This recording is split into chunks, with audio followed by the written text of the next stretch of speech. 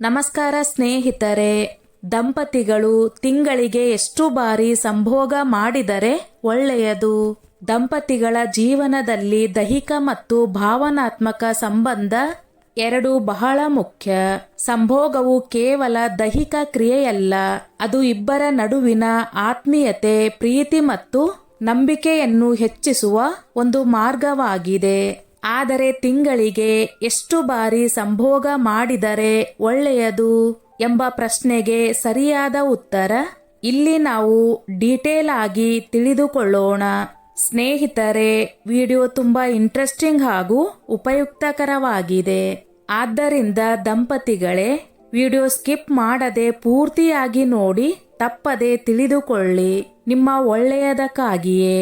ವೈದ್ಯಕೀಯವಾಗಿ ನೋಡಿದರೆ ಸರಾಸರಿ ದಂಪತಿಗಳು ವಾರಕ್ಕೆ 1 ರಿಂದ 2 ಬಾರಿ ಅಥವಾ ತಿಂಗಳಿಗೆ 4 ರಿಂದ 8 ಬಾರಿ ಸಂಭೋಗ ನಡೆಸುವುದು ಸಾಮಾನ್ಯವೆಂದು ಹೇಳಲಾಗುತ್ತದೆ. ಆದರೆ ಇದು ಕಟ್ಟುನಿಟ್ಟಾದ ನಿಯಮವಲ್ಲ. ಕೆಲವರಿಗೆ ಇದು ಹೆಚ್ಚು ಆಗಬಹುದು, ಕೆಲವರಿಗೆ ಕಡಿಮೆ ಆಗಬಹುದು. ಎರಡೂ ಸಹಜ.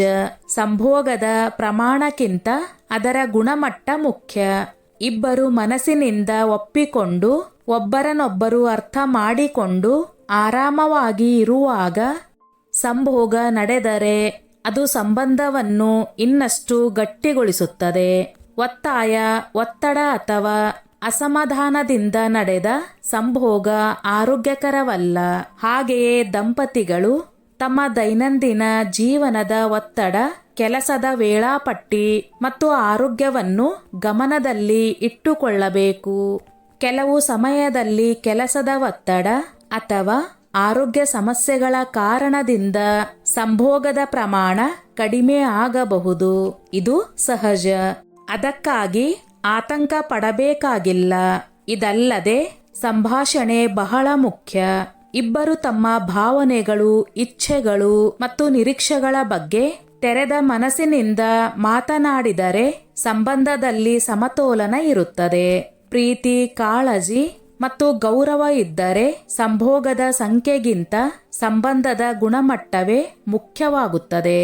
ಸಾರಾಂಶ: ದಂಪತಿಗಳು ತಿಂಗಳಿಗೆ ಎಷ್ಟು ಬಾರಿ ಸಂಭೋಗ ಮಾಡಬೇಕು ಎಂಬುದಕ್ಕೆ ನಿಶ್ಚಿತ ಸಂಖ್ಯೆ ಇಲ್ಲ.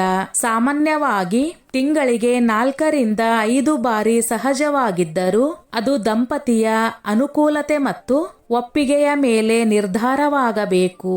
ಪರಸ್ಪರ ಗೌರವ, ಪ್ರೀತಿ ಮತ್ತು ಉತ್ತಮ ಸಂಭಾಷಣೆ ಇದ್ದರೆ ಯಾವುದೇ ಪ್ರಮಾಣವು ಸರಿಯಾಗಿರುತ್ತದೆ.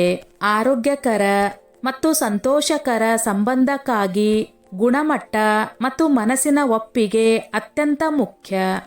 ಸ್ನೇಹಿತರೆ, ಈ ನನ್ನ ಮಾಹಿತಿ ನಿಮಗೆ ಇಷ್ಟವಾಗಿದ್ದಲ್ಲಿ ದಯವಿಟ್ಟು ಶೇರ್ ಮಾಡಿ, ಲೈಕ್ ಮಾಡಿ ಮತ್ತು ಸಬ್ಸ್ಕ್ರೈಬ್ ಮಾಡಿ.